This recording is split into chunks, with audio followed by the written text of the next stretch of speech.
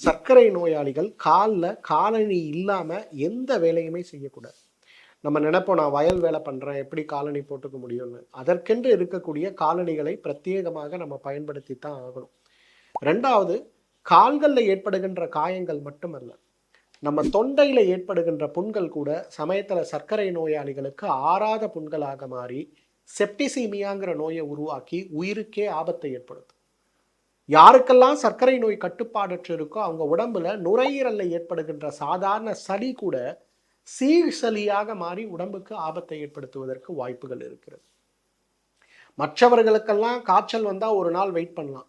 சர்க்கரை நோயாளிகளுக்கு காய்ச்சல் வரும்போது 1 மணி நேரம் கூட தாமதப்படுத்தக்கூடாது. ஆனால் ஏன் இந்த பக்க விளைவுகள்லாம் ஏற்படுதுங்கிறத கொஞ்சம் நம்ம அனலைஸ் பண்ணி பார்த்தோம்னா, ஒரு நோயை அணுகும் போது நம்ம வெறும் மருந்துகளுக்கு மட்டும்தான் முக்கியத்துவம் கொடுக்குறோமே தவிர, நம்ம ஏன் நோய் ஏற்பட்டது, ஏன் இந்த காயங்கள் ஆறாமல் இருக்குது, இதற்கான ஹெல்த் அசஸ்மெண்ட்டை முழுமையாக நம்ம எடுத்துக்கிறோமா அப்படின்னு கேட்டால் நம்ம எடுத்துக்கிறதே கிடையாது.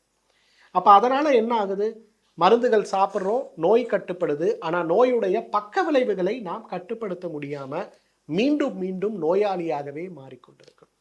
ஒரு முழுமை பெற்ற சிகிச்சை அப்படிங்கிறது வெறும் மருந்துகள் சார்ந்த சிகிச்சை மட்டும் கிடையாது.